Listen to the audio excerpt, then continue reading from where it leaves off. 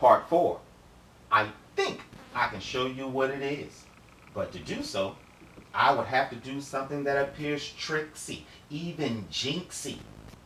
Why? Because it will be easier for me to give you the correct perception to look at this overall situation by showing you how it was already implemented in another region. For there is nothing new under the sun, right? Don't worry, we are most definitely going back to our Amorite mystery, for my reading comprehension skills are in the balance. But allow me to show you what you will be reading, already in play.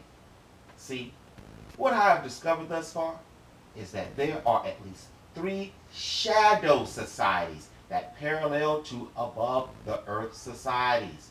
And methodically, ever so methodically, they took over not only the above the earth kingdoms, they successfully blended themselves with the seed of man.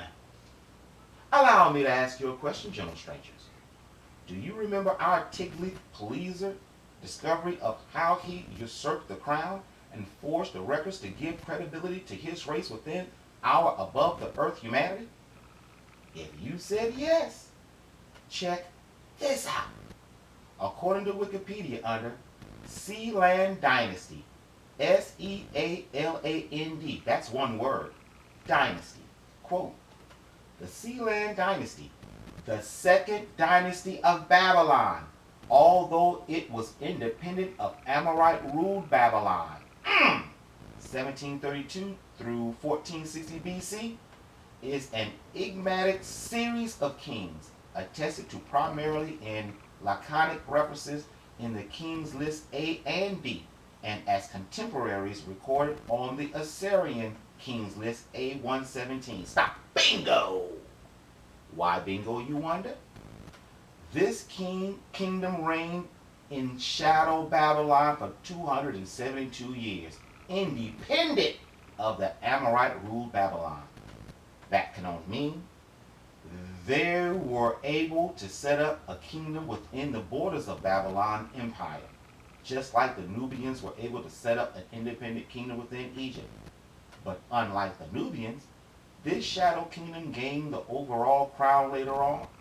Well, let's continue if you don't believe me. Quote, the dynasty, which had broken free of the short-lived and by this time crumbling Babylonian Empire, was named for the province in the far south of Mesopotamia, a swampy region bereft of large settlements which gradually expanded southward with the silting of the mouth of the Tigris and Euphrates rivers. Listen up, for this is how it's done. Listen up. Quote, the later kings bore fanciful pseudo-Sumerian names and harken back to the glory days of the dynasty of Isin, I-S-I-N.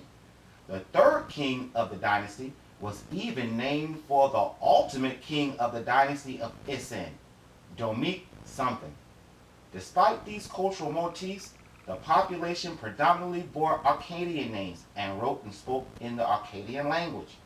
There is circumstantial evidence that their rule extended at least briefly to Babylon itself. Stop! Bingo! This is how it's done, ladies and gentlemen. Circumstantial evidence, my butt.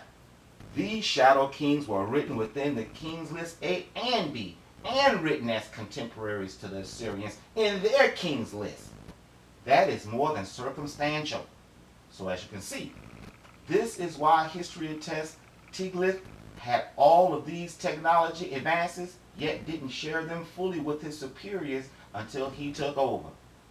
Plain and simple, the more advanced shadow society lived among and shadowed their future prey, slowly giving them advances to pacify the aboriginals, while methodically, ever so methodically, mingling themselves and their culture with the seed of man.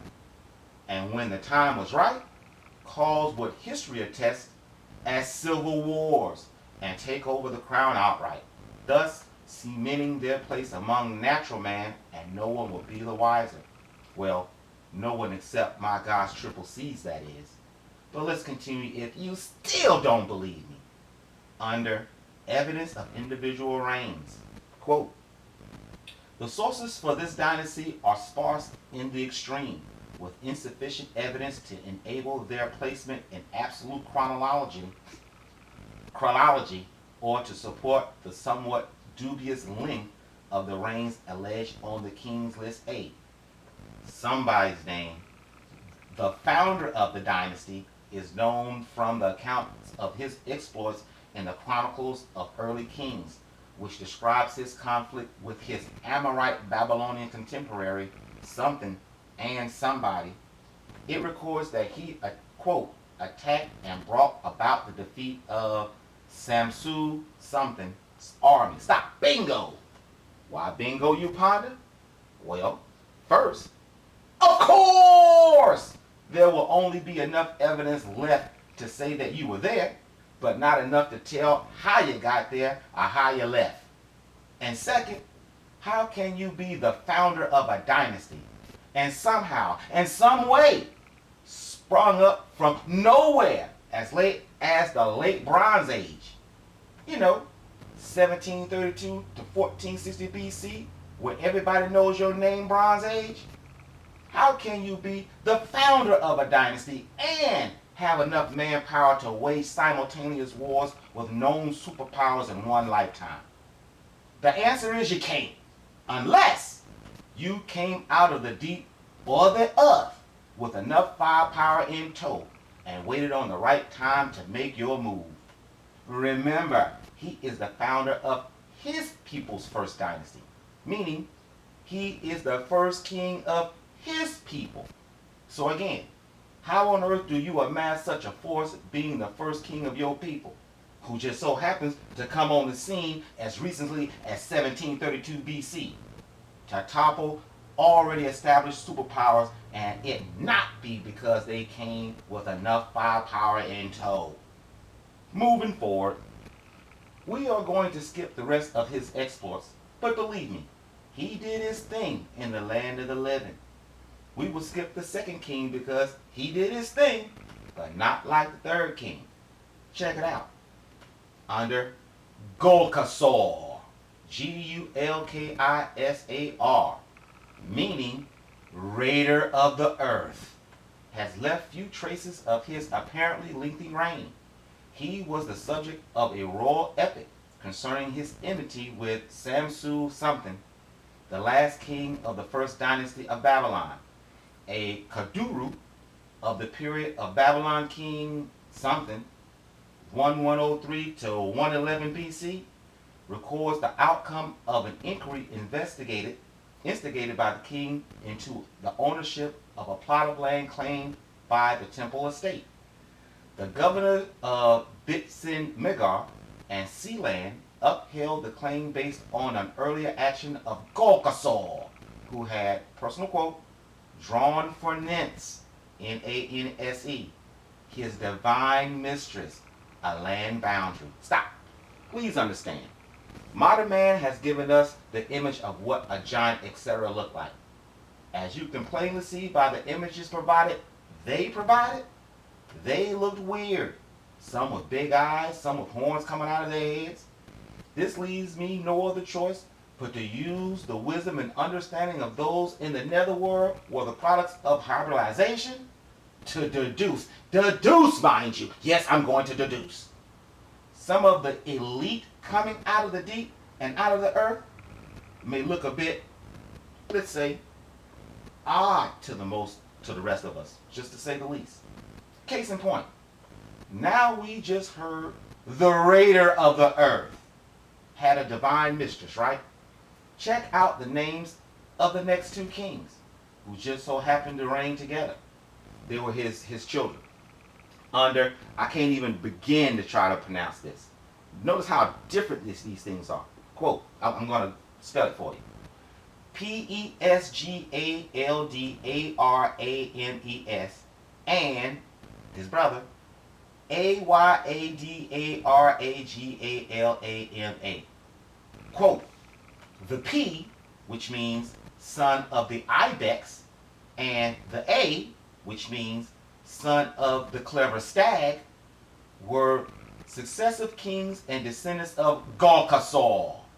In addition to normal commercial activity, two omen texts from another private collection are dated to the reigns of P, and to Kuru hymns mentions A. A variant hymn mentions A. A variant version of the Epic of Gilgamesh relocates the hero to and is a piece from this period. A reign seems to have been eventful, as a year name records expelling the, personal quote, mass might of two enemies, speculated to be Elamites and Cussites. The Cussites having previously disposed the Amorites as the rulers in Babylon. Another records the buildings of a, personal quote, great ring against the Kalsu, which is the Kassite enemy.